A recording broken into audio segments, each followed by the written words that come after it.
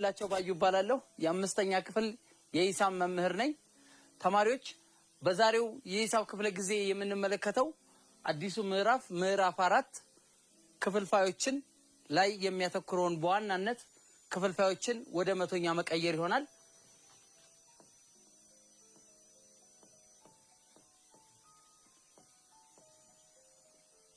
ምዕራፍ 4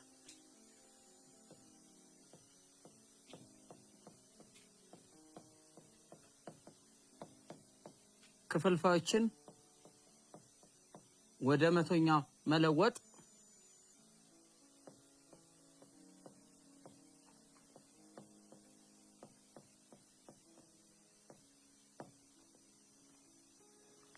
በዛሬው የትምህርት ርዕሳችን የምንመለከተው ክፍልፋዮችን ወደ መቶኛ መለወጥ ነው። ይሄን ክፍለ ጊዜ ወይንም ይሄንን ርዕስ ከተማራችሁ በኋላ በተለያየ አይነት በህገኛ በህገወጥ በድብልቅ መልኩ የተቀመጡ ቁጥሮችና ክፍልፋዮችን ወደ መቶኛ መለወጥ ትችላላችሁ ማለት ነው። ወደ ዋናው ርዕስ ከመግባታችን በፊት በባለፈው የሂሳብ ክፍለ ጊዜ ምን እንደተማርን ለማስታወስ እንሞክራለን። ታስታውሳላችሁ? በጣም ጥሩ። በባለፈው ክፍለ ጊዜ የተማርነው በዋናነት አራቱ መሰረታዊ የሂሳብ ስሌቶች ላይ በመሰረታዊ ማብዛትና ማካፈል ላይ ነበር። አስርዮሾችን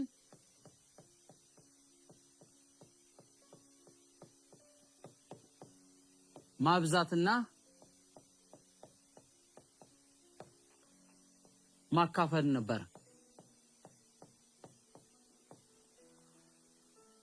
አስርዮሾችን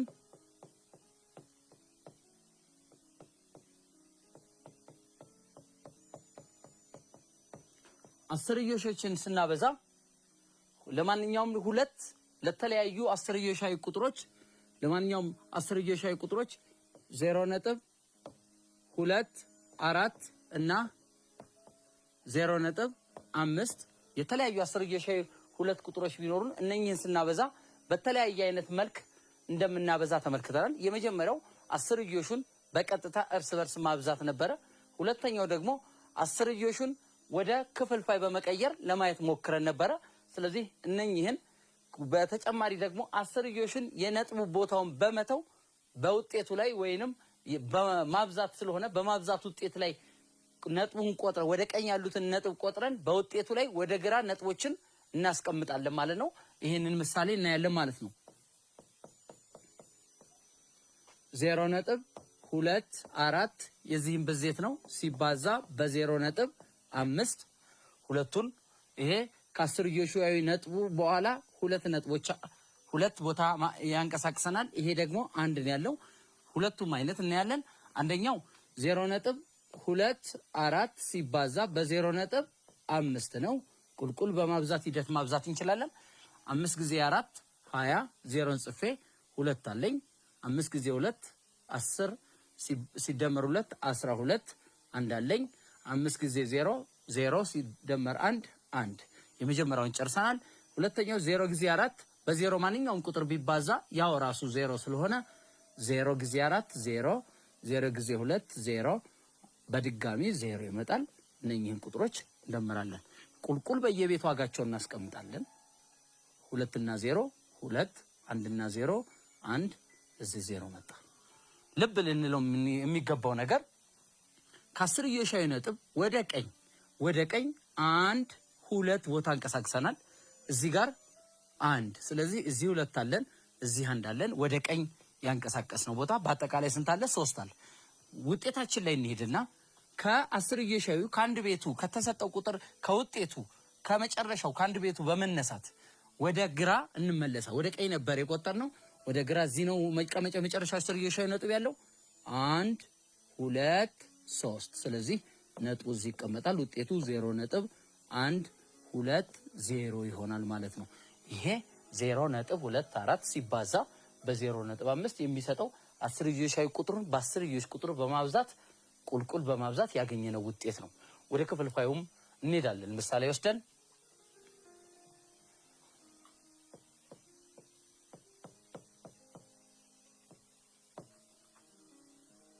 3.5 ሲባዛ 2.4 ሁለቱም አስርዮሻዊ ቁጥር ናቸው።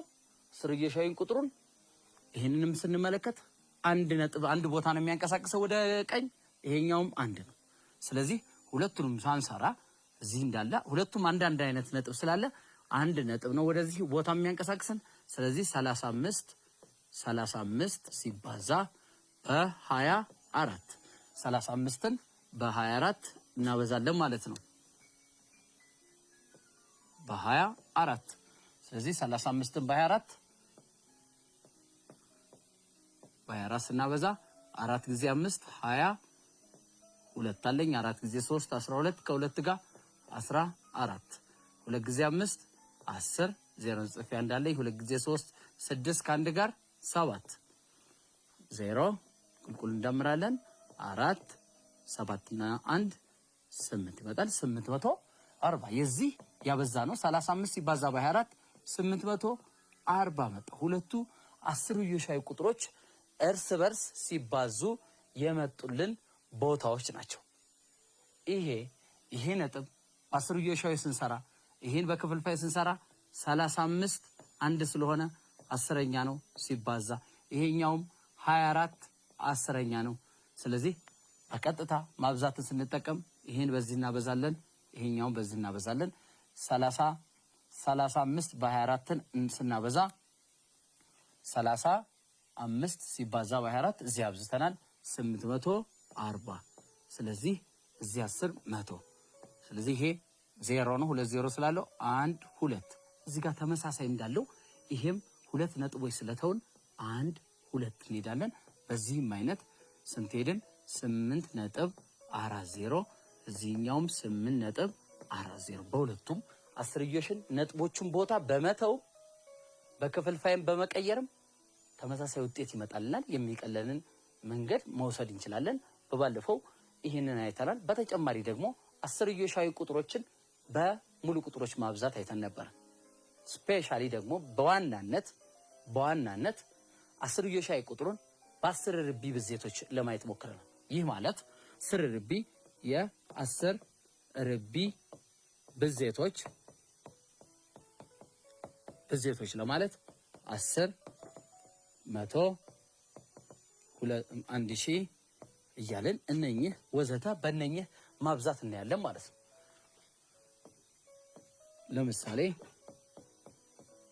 ለምሳሌ 4.6 ሲባዛ በ10 ለ4.6 በመቶ።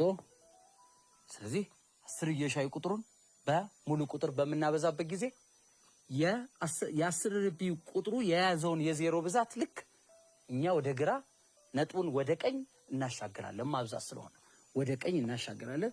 ስለዚህ 4 እቺ 1 0 ስላለት ነጥቧ ወደ ቀኝ ትሻገራለች። 46 ሆነ ማለት ነው። በተመሳሳይ 4.6 በመቶ ስናበዛ ማለት የአስር ርቢ ብዜቶች ያሉት የአስር ርቢ ቁጥር ያለው 2 0 አለው። ስለዚህ ነጥቧ ከነበረችበት ቦታ ሁለቴ ትንቀሳቀሳለች። ሁለቴ ስትንቀሳቀስ አንድ ይሄ ነጥቧ ዝት ሆናለች፣ 0 እናስቀምጣለን። ድጋሚ አንድ እንቀሳቀሳለን። ስለዚህ ይሄ 460 ይሆናል። ይሄ አስርዮሻዊ ቁጥሮችን በ10 ርቢ ቁጥሮች ስናበዛ ነው። በተጨማሪ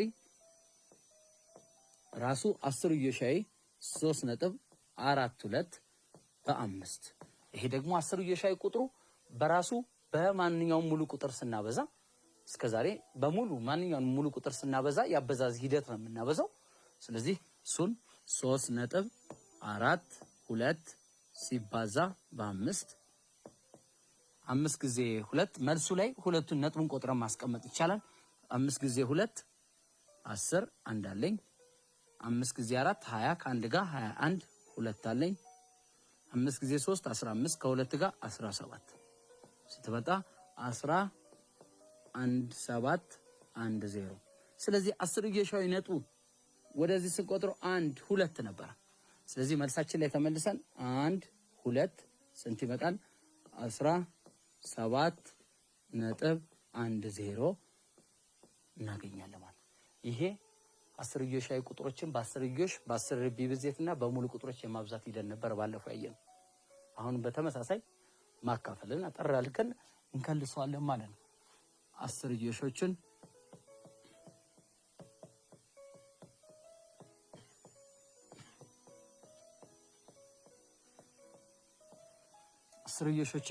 ማካፈል አስርዮሾችንም ስናካፈል ባለፈው እንደተመለከትነው በማካፈል ሂደት ስንሰራ የተለያየ አይነት የማካፈል አለ። የማካፈል ግልብጥ የሂሳብ ስሌት ማብዛት ነው። ስለዚህ ማካፈሉ ቀጥታ ማካፈል ይቻላል። በተጨማሪም ደግሞ በዋናነት ስንሰራበት የቆየ ነው ደግሞ ማካፈሉን ወደ ክፍልፋይ አስርዮሻዊ ቁጥሩን ወደ ክፍልፋይ በመቀየር መስራት ችለናል ማለት ነው። እስኪ በምሳሌ እናያቸዋለን።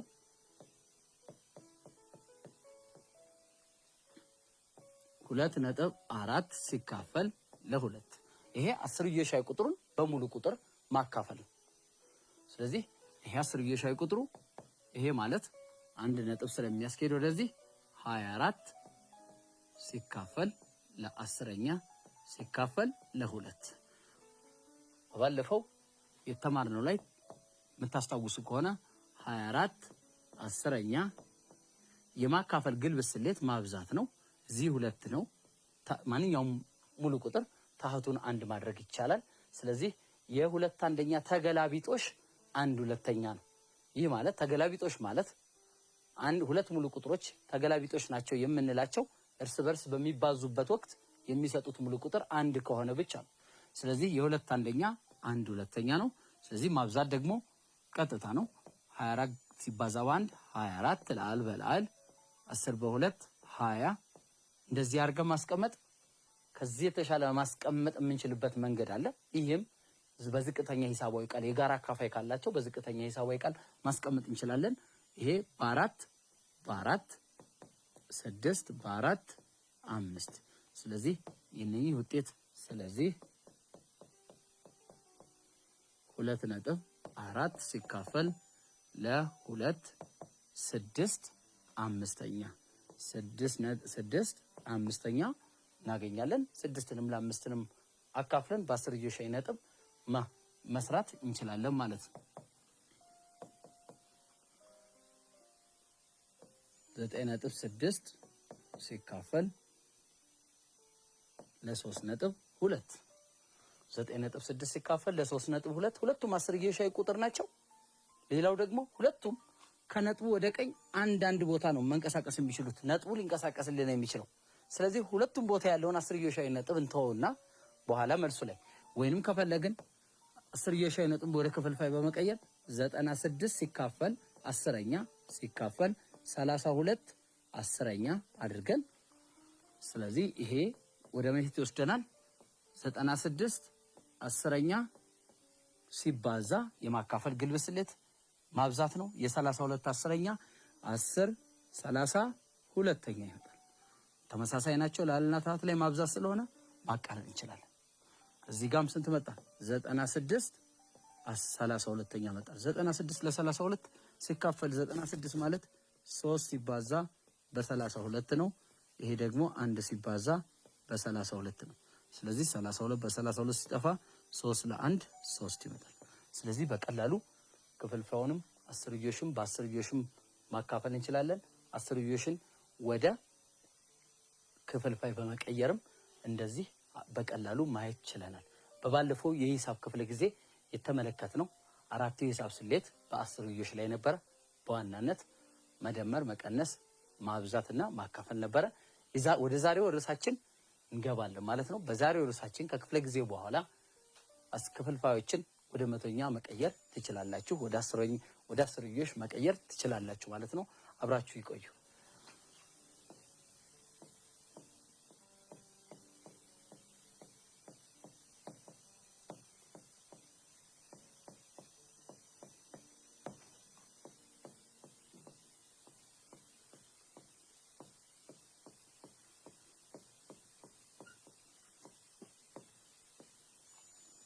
ክፍልፋዮችን የዛሬው ርዕሳችን ክፍልፋዮችን ወደ መቶኛ መቀየር። ባለፈው ክፍለ ጊዜያችን ስለ ክፍልፋዮች በደንብ አይተናል። በዋናነት 10ኛና መቶኛ የሚባሉ ጽንሰ ሐሳቦችን አይተናል። ለማስታወስ ያክል በዚሁ መቶኛ ማለት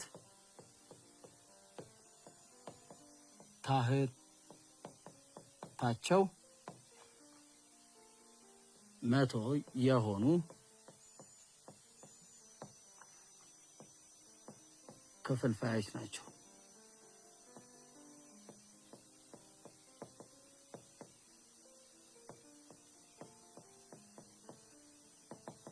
መቶኛ ማለት ታህታቸው 100 የሆነ ታህታቸው 10 የሆነ አስረኛ እንደሚባል ሁሉ ታህታቸው 100 የሆነ ክፍልፋይ መቶኛ በመባል ይጠራል።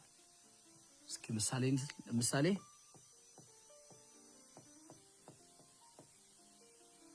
4 መቶኛ 6 መቶኛ 23 መቶኛ 149 መቶኛ ወዘተ እነኚህ ታህታቸው 100 የሆኑ ክፍልፋዮች እንደምንመለከተው ታህቱ በሙሉ 100 ነው። እነኚህ አይነት ክፍልፋዮች መቶኛ በመባል ይጠራሉ። አሁን እኛ የምንሰራው እዚህ ላይ ክፍልፋዮችን የሚሰጡንን ክፍልፋዮች ወደ መቶኛ መለወጥ ነው። ስለዚህ ክፍልፋዮችን ወደ መቶኛ በምንለውጥበት ጊዜ ሁለት አይነት አሰራሮች አሉ። አንደኛ ለሁሉም ክፍልፋዮችን ወደ መቶኛ ለመቀየር የሚያስችል አሰራር ዘዴ ነው። ሁለተኛው ደግሞ ለተወሰኑት ታህታቸው የ100 አካፋይ የሆነ ብቻ ሲሆን እነሱን እንመለከታለን። አብራችሁኝ። የመጀመሪያው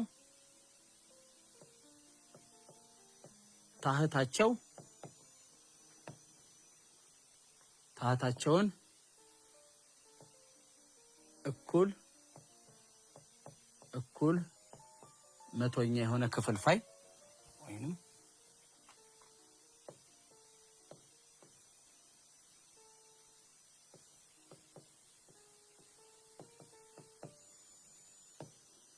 ታህታቸው 100 እኩል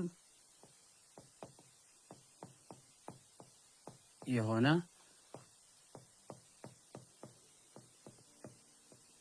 መግለጽ።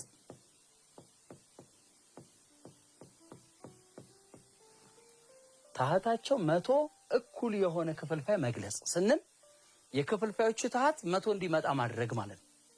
ይህ ማለት ደግሞ ይሄ ሊሰራ የሚችለው ታህታቸው የ100 አካፋይ ሲሆኑ የ100 አካፋይ ስንል ብዙ የ100 አካፋዮች አሉን። እኛ ከአንድ ጀምሮ አለ 1 2 4 5 10 20 25 50 100 አሉ። ነገር ግን አንድና አንድ ጊዜ 100 ስለሆነ አንድና 100ን እንተዋቸዋለን። ስለዚህ ታህታቸው 2 4 5 10 20 25 100 ከሆኑ ክፍልፋዮችን እነኚህ 100 እንዲመጡ ማድረግ ወይንም ታህታቸው 100 እኩል የሆኑ ክፍልፋዮችን ማድረግ እንችላለን ማለት ነው። እስኪ በምሳሌ እንየው።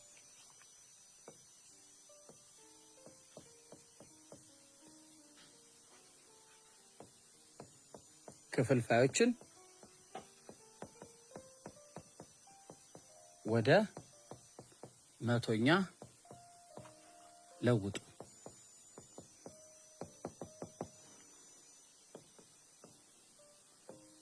4 5ኛ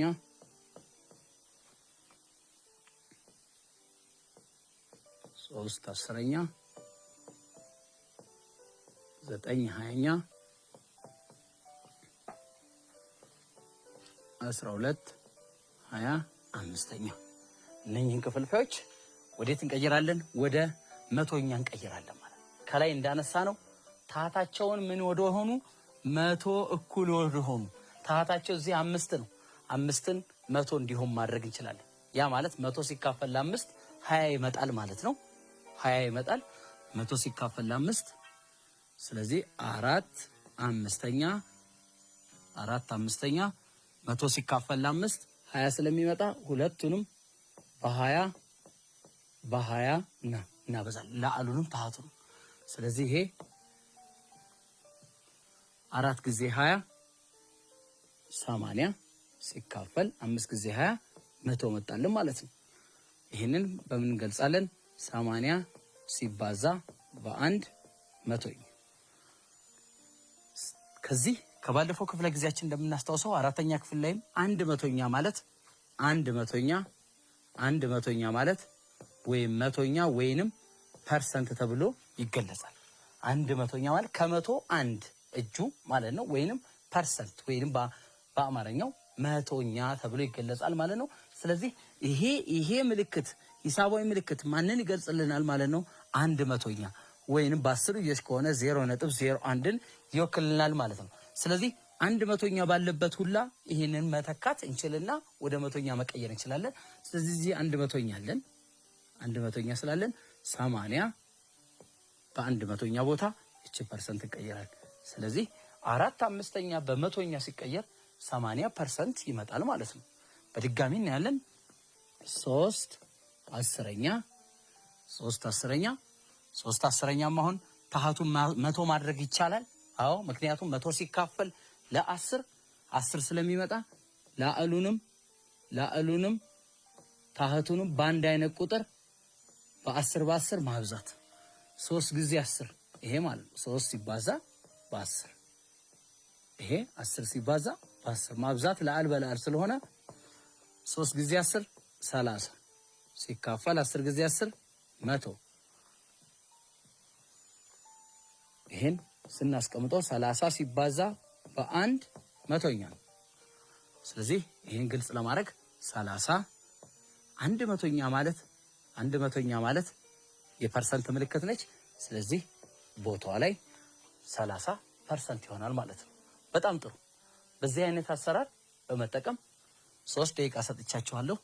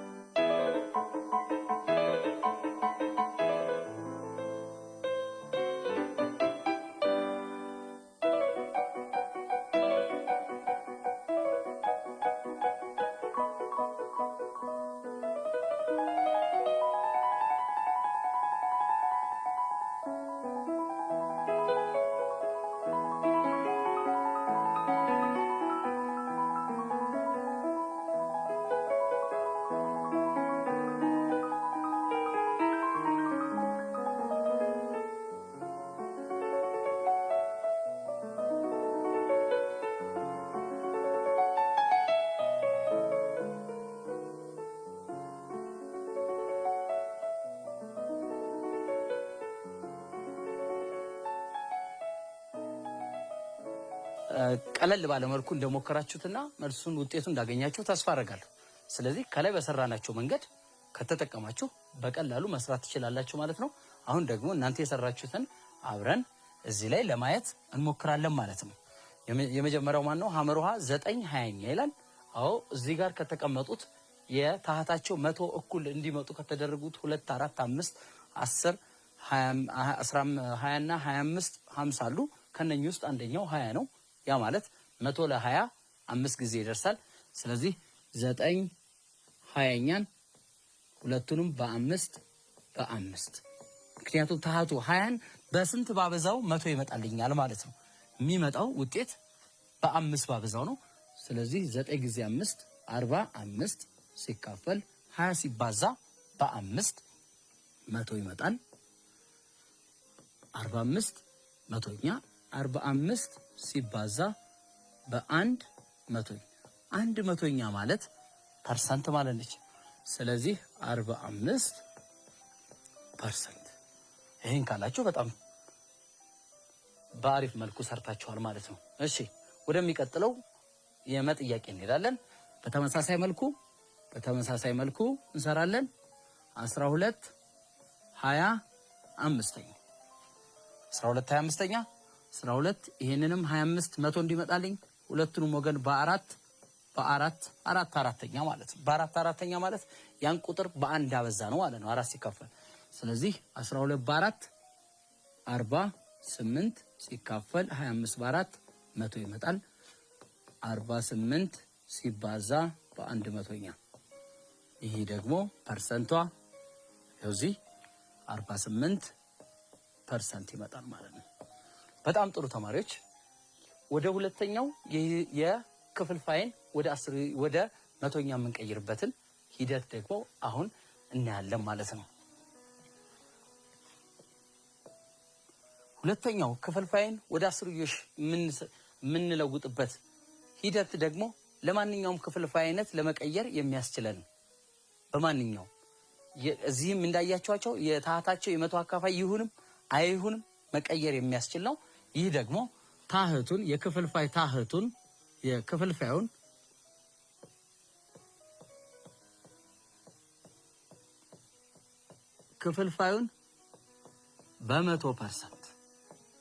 በ100% ወይንም 100% ማለት 100ኛ ማለት ነው። 100ኛ ማለት ነው። ማብዛትና 100ኛ የሚለውን መቶኛ በፐርሰንት መተካት ይሆናል። እዚህ ላይ እንደሚያሳየው ክፍልፋዩን በማናበዛለን ለአልና ታህቱን አንድ ላይ በ100% እናበዛዋለን። 100% ማለት ፐርሰንት እንዳየ ነው። 100% ስንል 100 ሲባዛ በ1% ማለት ነው። ስለዚህ 100 ሲባዛ 1% ደግሞ 100ኛ ማለት ነው። ይህ ማለት ደግሞ 1 ሲባዛ በ100 100 ሲካፈል ለ100 ነው። ይሄ ማለት 1 ማለት ነው። ይሄ ማለት ደግሞ 100% በ100ኛ ማበዛን በ100% ማበዛን ተመሳሳይ ነው። ለማንኛውም ክፍልፋይን ወደ 100ኛ ለመቀየር ለሁሉም አይነት ክፍልፋዮች ይሆናል። ከዚህ ከደቂቃዎች በፊት ግን ያየነው ታህታቸው የመቶ አካፋይ ለሆኑ ብቻ ነው የምንጠቀማቸው። እነሱንም ማጠቃሉ በዚህ መስራት ይቻላል። እስኪ ምሳሌዎችን ነኝ።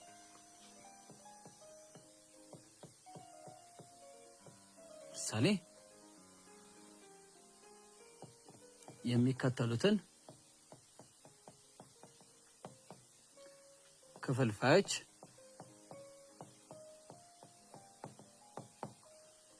ወደ 100ኛ ለውጡ።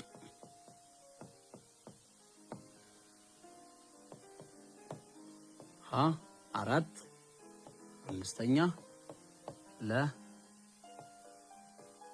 3 6ኛ 1 3ኛ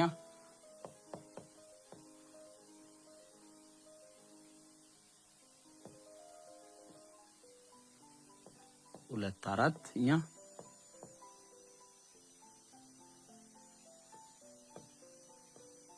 5/8 እነኚህ ክፍልፋዮች ታህታቸው የመቶ አካፋይም አለ ያልሆነም የሆነም አለ። ስለዚህ ወደ መቶኛ በአሁኑ በሰራ ነው ክፍልፋይን በ100% በማብዛት ወደ መቶኛ ቀጥታ እንቀይራለን ማለት ነው። ስለዚህ የመጀመሪያውን ስንመለከት 4/5ኛን በ100% ማብዛት በ100% በማብዛት ፐርሰንት የሚለውን ምልክት እንተውና ሌላውን ቁጥሮች አብዝተን ውጤቱን ማስቀመጥ። ይህ ማለት አራት ሲባዛ በመቶ 4 ሲባዛ በመቶ ሲካፈል ለ5 ጨረሻ ላይ ፐርሰንቱን እንተዋለን። 4 ጊዜ 100 400 ለ5 405ኛ ከመጨረሻ ላይ ፐርሰንት እናስቀምጣለን። 400 ለ5 ስናካፍል 80 ይመጣል። 80 መጨረሻ ላይ ፐርሰንት አለ ማለት ነው። ስለዚህ በቀላሉ ይሄ በ100ኛ አብዝተን ያገኘ ነው ማለት ነው። ወደሚቀጥለው ደግሞ እንሂድ። በ100ኛም ተመሳሳይ ስለሆነ 3/6 በመቶኛ ተመሳሳይ ስለሆነ እንድናየው ይሄ ስለዚህ ከላይ ስናይ መቶን ከታች ያለው መቶን እንተዋለን።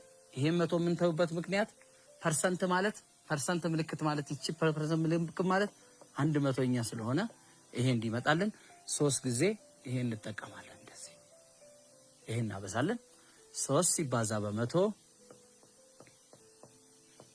ሲካፈል ለ6 ሲባዛ በ1 መቶኛ መጣ ማለት ነው። እቺ ከዚህ ያለችው መቶኛ ይቺ ነው። ስለዚህ እዚህ ውስጥ ያለው 3 ሲባዛ በመቶ 306ኛ 300 ለ6 ይሄ 100ኛ ማለት ምንድነው? ፐርሰንት ነው ማለት ነው። 300 ለ6 50 ይመጣል። 50% ይመጣል ማለት ነው። በጣም ጥሩ። አንድ እንጨምርና እናንተ ትሰራላችሁ። ይሄ ደግሞ ድብልቅ ቁጥር ነው። ድብልቅ ቁጥሩን መጀመሪያ ምንም ከዛ የሚለየው ነገር የለም። ድብልቅ ቁጥሩ ወደ ማን ይቀየራል? ወደ ህገ ወጥ ክፍልፋይ ከቀየርን በኋላ ነው የምንሰራው። 2 ጊዜ 3 6 ሲደመር 1 7 7/3 ድብልቅ ቁጥሩ 7/3 መጣ ማለት ነው። ህገ ወጥ ክፍልፋይ ስለሆነ ይሄንን 7/3 ሲባዛ በመቶኛ ወይንም በ100% ይሄን አድርገን እንዲመቻችሁ ግልጽ ለመረዳት 7 ጊዜ 100 7 ሲባዛ በመቶ ሲካፈል ለ3 ቅንፍ ይዘጋል። ከስር 100ኛ እቺ እዚህ ጋር ያለችው 100ኛ ፐርሰንት የምትለዋን ለማምጣት 7 ጊዜ 100 700 ነው። ሲካፈል ለ3 700 ይሄ 100ኛ ማለት ፐርሰንት ነው። 700 ለ3 እናካፍላለን። 700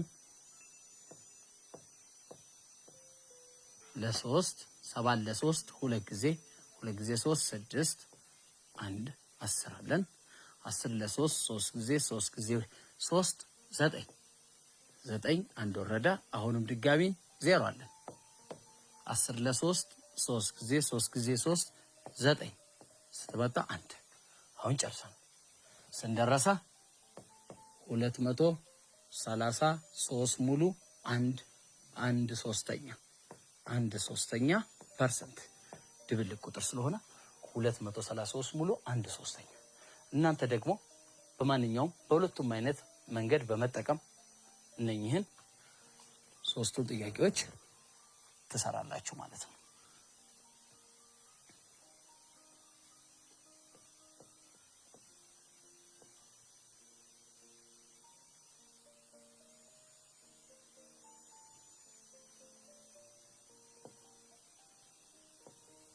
አስራ 16/9 እነኚህን ጥያቄዎች ለመስራት 3 ደቂቃ ሰጥቻችኋለሁ።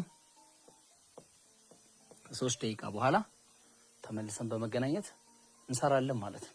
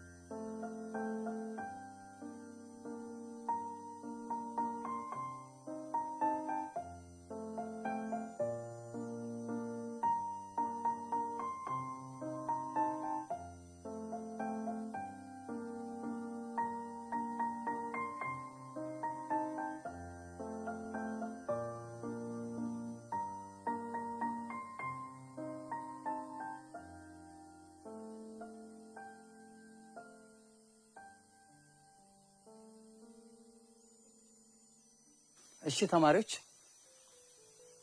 በቀላል ዘዴ መስራት እንደቻላችሁ ተላይ ሁለቱንም አማራጭ ተጠቅማችሁ መስራት እንደቻላችሁ ተስፋ አደርጋለሁ።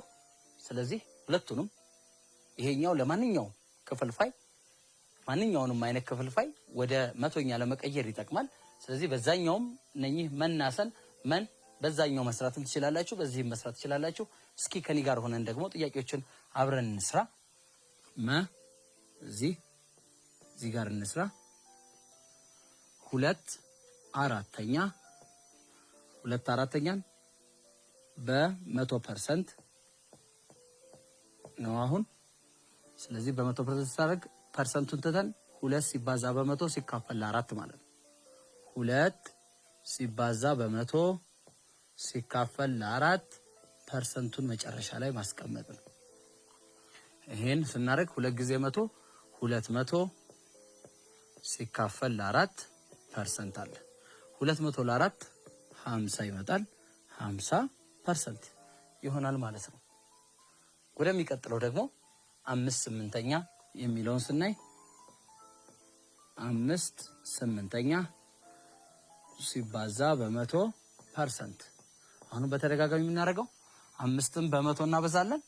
500 ሲካፈል ለ8 500 ሲካፈል ለ8 ሲባዛ ፐርሰንት ምልክት አለ። 500 ለ8 እናካፍላለን። 500 ለ8 ከ5/8 አይችልም። 50 ለ8 6 ጊዜ 8 48 ከ0 አይችልም። ከ10 2 ከ4 4 ባዶ 2 ለ8 አይችልም።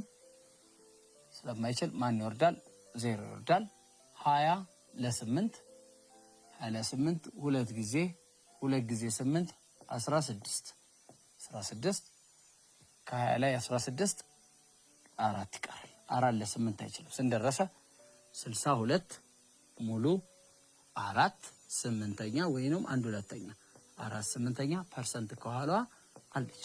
62 ሙሉ 4/8 ማለት በሌላ አገላለጽ በክፍልፋይ 5/8 ነው ማለት ነው። ወደ መጨረሻው ጥያቄ ስንሄድ 16/9 እናያለን።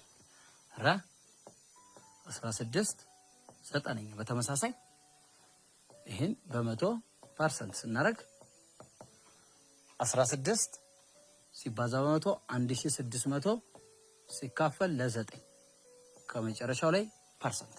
ስለዚህ 1600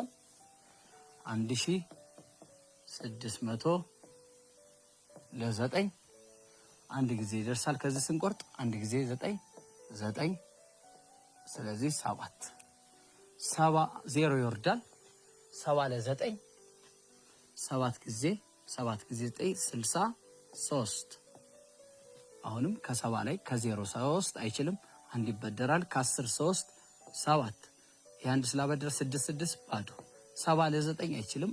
7 ለ9 ስለማይችል ተመልሰን 7 ለ9 አሁንም 7 ጊዜ 9 63 በተጨማሪ እንደገና 7 መጣ። 7 ለ9 አይችልም። አሁንም ድብልቅ ክፍልፋይ ስለሆነ ድብልቅ ቁጥር ነው። 177 ሙሉ 7/9%። ስለዚህ 16/9 ወደ ፐርሰንት ስንቀይረው ወይንም ወደ መቶኛ በሌላ አገላለጽ ፐርሰንት ማለት መቶኛ ስለሆነ ስንቀይረው 177 ሙሉ 7/9% ይሆናል ማለት ነው።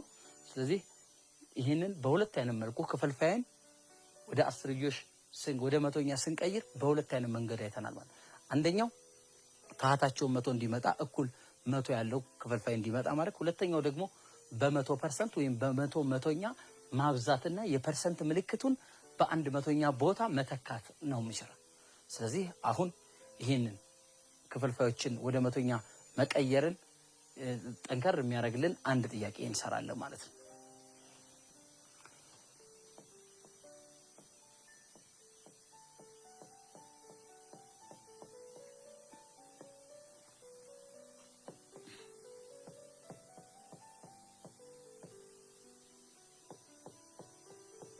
ተማሪ ሰላም ከ20 ከታረመ ፈተና ከታረመ የሂሳብ ፈተና 16 ብታገኝ እና ከ25 ከታረመ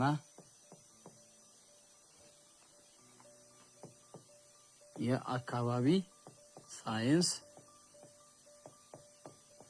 ፈተና 22 ብታገኝ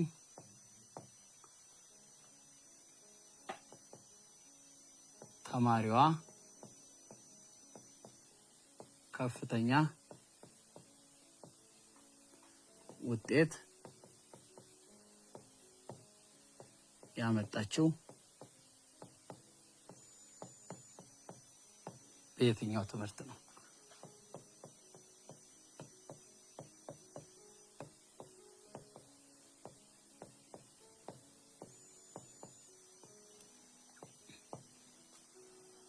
በጣም ጥሩ ተማሪ ሰላም ከ20 ከታረመ የሂሳብ ፈተና 16 ብታገኝ በተጨማሪ ከ25 ከታረመ የአካባቢ ሳይንስ ፈተና 22 ብታገኝ ተማሪዋ ከፍተኛ ውጤት ያስመዘገበችው በየትኛው ትምህርት ነው? ጥያቄውን ለመስራት 3 ደቂቃ ሰጥቻችኋለሁ።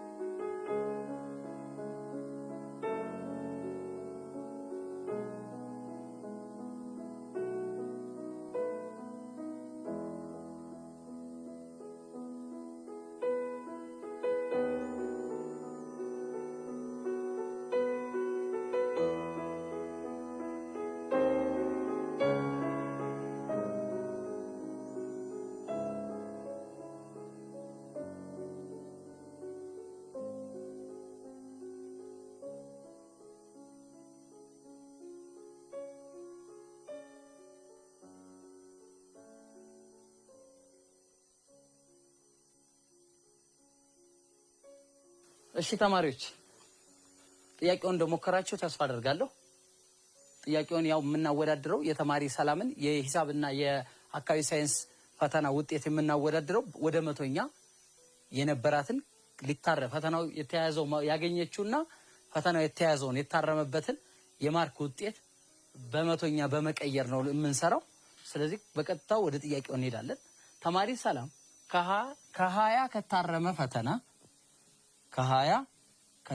ፈተና 16 ብታገኝ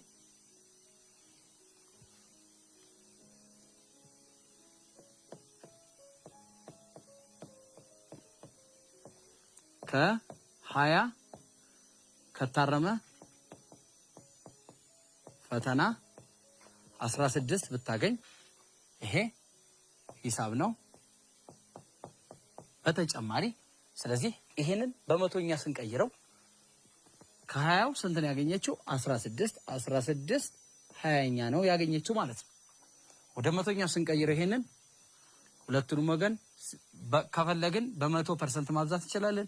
ታሃቱ ደግሞ የመቶ አካፋይ ስለሆነ በ5 ለአሉና ታሃቱን ማብዛት እንችላለን። ስለዚህ 16 ሲባዛ በ5 80 ሲካፈል ከስር ያለው 100 ይመጣልናል። የተማሪ ሰላም ውጤት የሂሳብ ውጤቷ 80 ሲባዛ በ1 መቶኛ ነው። ስለዚህ ይሄ 1 መቶኛ ማለት ፐርሰንት ስለሆነ ወይም መቶኛ ስለሆነ 80 በዚች ቦታ ላይ 1 መቶኛ ማለት ፐርሰንት ስላደረግን ይሄን እናስቀምጣለን። ስለዚህ ተማሪ ሰላም ያገኘችው በመቶኛ ስናስቀምጠው 80% አግኝታለች ማለት ነው። ይህ ማለት 16 20ኛ በፐርሰንት ወይም በመቶኛ ሲቀመጥ 80 ነው። የሚቀጥለው ደግሞ ተማሪዋ በአካባቢ ሳይንስ ትምህርት ከ25ቱ ከተፈተኑ ፈተና 22 ነው ያገኘችው። ከ25ቱ ከታረመ ፈተና 22 ነው ያገኘችው። አካባቢ ሳይንስ ነው። ስለዚህ በክፍልፋይ ስናስቀምጠው ስንተኛ ነው ያገኘችው? 22 25ኛ። ይሄ ወደ መቶኛ ሲቀየር ይሄም ታህቱ የመቶ አካፋይ ስለሆነ በ4/4ኛ በ100% ማብዛት ይቻላል። ስለዚህ በ4/4ኛ ከመጣ 22 በ4 88 25 በ4 100። ይሄ በሌላ አገላለጽ 88 ሲባዛ በ1 መቶኛ ነው። ይሄ ደግሞ 88 1 መቶኛ ማለት ፐርሰንት ነው። ስለዚህ ፐርሰንት ነው። የሁለቱንም አካባቢ ሳይንስ ያመጣችው 88% ነው ማለት ነው። ስለዚህ እዚህ በተማሪዋ ተማሪ ሰላም በአካባቢ ሳይንስ ያመጣችው ፈተና ከሂሳብ ካገኘችው ፈተና በፐርሰንት በአማካይ ስለሚበልጥ በተማሪ ሰላም በአካባቢ ሳይንስ ያስመዘገበችው ያመጣችው ውጤት ከሂሳብ ፈተና ይበልጣል።